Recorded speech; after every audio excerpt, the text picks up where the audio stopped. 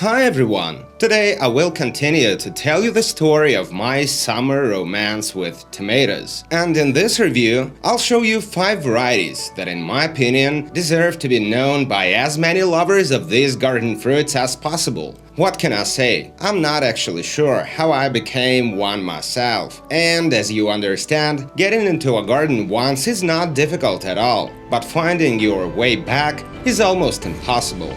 Tomato Express is on its way. Take your seats, we are getting started.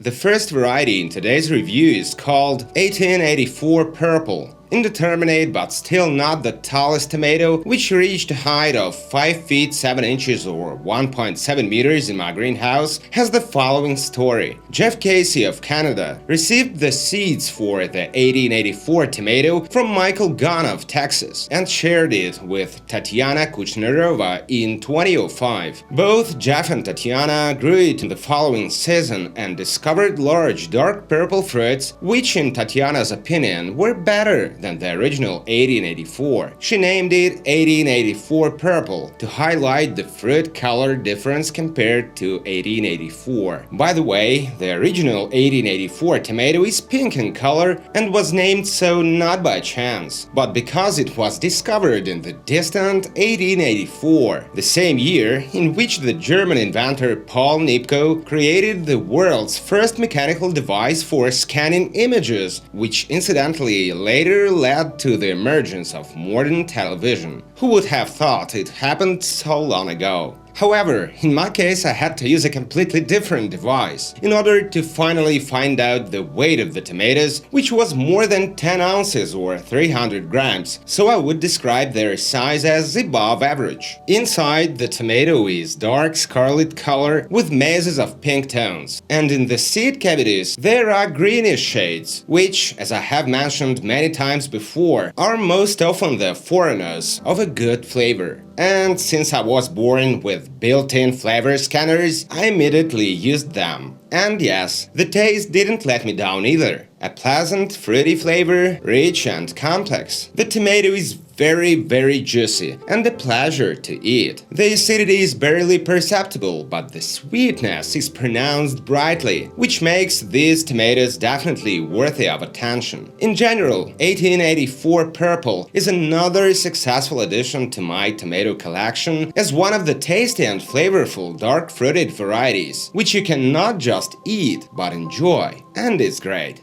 Next up is a story about a nice yellow fruited variety called Amish Gold Slicer. The author of the variety is Jeff Dawson of California, who got it as a result of crossing Amish paste and sun gold tomato. The plants are quite tall, growing to 6 feet or 1.8 meters by mid-season. At the same time, they are also strongly foliated. Sometimes the fruits were literally hidden under the abundant and long foliage, which did not prevent Amish Gold Slicer from being resistant to the main tomato diseases, as well as to hot weather, which is not surprising given the region from which this variety got its distribution. The tomatoes themselves are medium-sized, are round slicers of yellow-orange color. Moderately dense, they store well and can be easily transported. The first harvested fruits were not large and weighed from 4 to almost 6 ounces or 109 to 160 grams, but the plant was only gaining strength, and the next branch gave me fruits weighing from 6 to 10 ounces or 180 to 280 grams. On the cut, tomatoes are bright yellow with thick walls, smooth flesh, and a small number of seeds. The flavor is memorable with a noticeable tartness and sweetness. These tomatoes are as if created for slicing. By the way, I sliced these tomatoes often, and they regularly found their way into my salad, even despite the large number of other varieties that I picked at the same time. And what I also liked was that the plant yielded fruit consistently and throughout the season. I found out about Amish Gold Slicer from the comments under one of my videos. Well, I can confirm that everything they wrote about it is true. The variety is actually very worthy. Chances are, when you see a red traffic light, you stop. When you see a green light, you just drive by. It's often the same story with tomatoes. Sometimes red varieties get all our attention and we forget how delicious green tomatoes can be.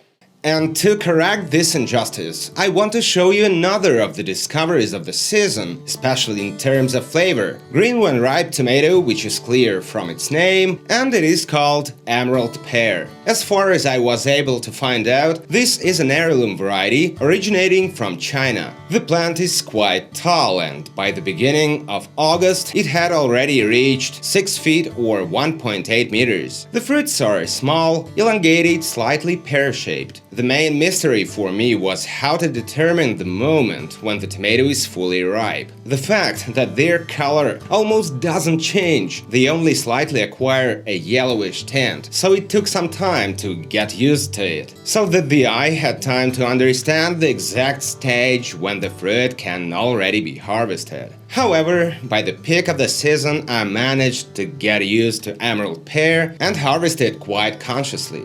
Yes, the tomatoes were not large and on average weighed between 2 and 3 ounces or 60 and 80 grams, but this is rather a peculiarity of the variety, especially since this not so large weight was compensated by the smooth yield throughout the season. Not to mention their main advantage. After cutting the tomato, inside I saw 2 seed cavities, thick walls and the same emerald color, and of course their flavor, not unlike other green fruited tomatoes I've tried before, but what I noticed immediately was the sweetness of these fruits. A noticeable and distinctive sweetness that becomes more as you allow these tomatoes to fully ripen. Earlier, I have already come across very tasty green-fruited varieties, both with and without anthocyanin, such as Queen Aliquippa or Xanadu Green Goddess, and I can say with full confidence that Emerald Pear is the variety that can become one in a row,